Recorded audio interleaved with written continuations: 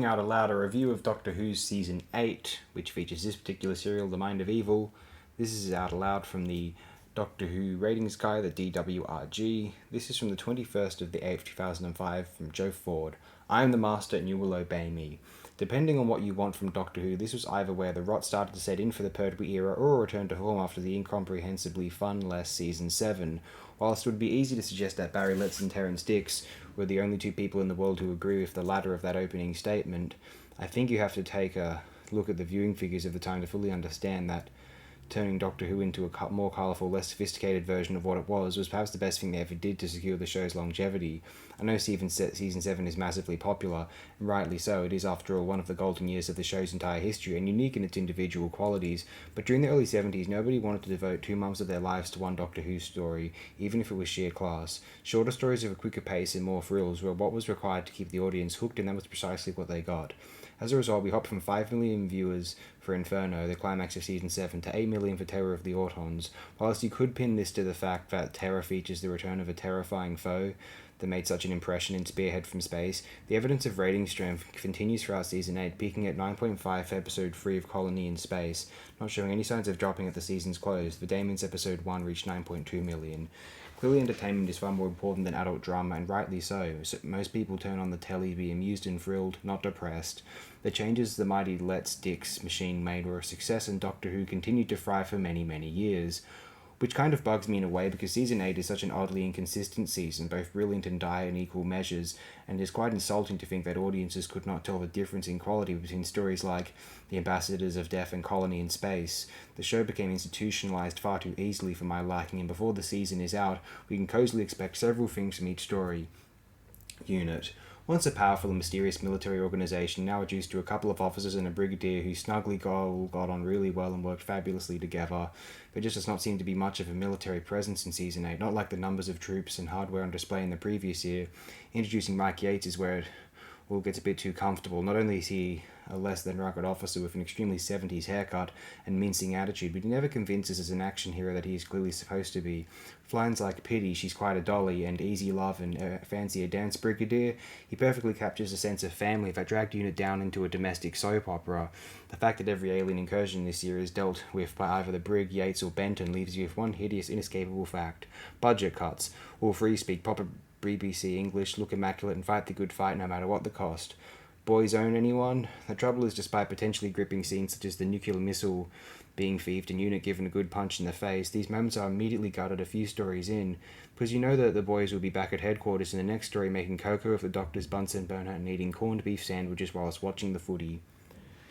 Joe Grant. The poor, stupid audience of Season 7 just couldn't get to grips with Liz Shaw, and quite right too. She was a mature, intelligent woman who stood on her own 2 feet, had her life away from the Doctor. Full the insults to imagine a woman actually matching the Doctor's independence and cleverness. Cancel the show at once. What we want is a woman who knows her place, who can fetch the test tube, stumble onto the villain's plans by mistake, flirt with the boys and ask a lot of stupid questions. Enter Joe Grant. Gary Russell must have been off his rocker when he suggested Joe Grant was the start of the female revolution in Doctor Who.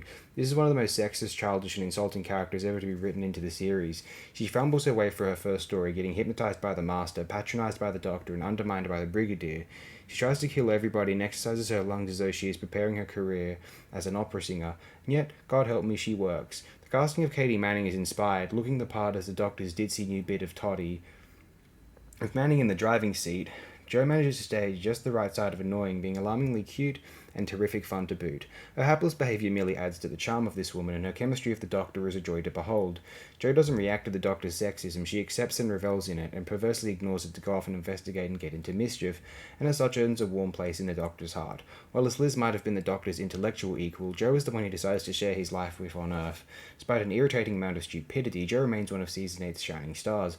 Unfortunately, I can understand why the audience had a soft spot for Jo. She was so adorably useless.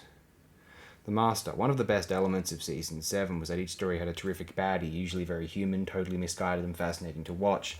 The Master is the complete antithesis of these multi-layered monsters and the ultimate expression in cartoon villainy, a rival Time Lord to the Doctor with equal intelligence and one who wants to destroy our hero and planet Earth week in, week out. How exciting. Unfortunately, they forgot to give him a motive, which leaves the guy looking a bit petty and pointless. There are suggestions of a backstory between the Doctor and the Master, but we never get more than whispers, and his gaping lack of motivation in the wake of his grand plans for universal domination compiles his idiocy with each story he turns up in. He also appears to have read the Bwahaha villain's instruction manual because he comes with every trick in the book: hypnotism, rubber mask disguises, sharp suits, cigars, and a satanic beard. Subtlety is hardly the prime characteristic of this man, and his ability to fool so many people into his Machiavellian schemes is absurd, but his very appearance screams bad guy up to no good. But once again, the impossible is achieved, for Let's Dick's scheme to turn Doctor Who into a cartoon is thwarted by Roger Delgado, who manages to grasp this flimsy character with both hands and make him frightening and funny in equal measures. Please don't get me wrong, the Master is a terrible villain, obvious, tacky, and overwritten, but played by Delgado, he just oozes cool despite the avalanche of flaws. Go figure. Pertwee. Who's in charge of you pen pushers these days? Tubby Rowlands, isn't it? You know, Joe, I think military intelligence is a contradiction in terms. People who talk about infallibility are usually on very shaky ground. Thank you, Brigadier, but do you think for once in your life you could arrive before the nick of time? My dear Mr. Chin, if I could leave this planet I would, if only to get away with people like you.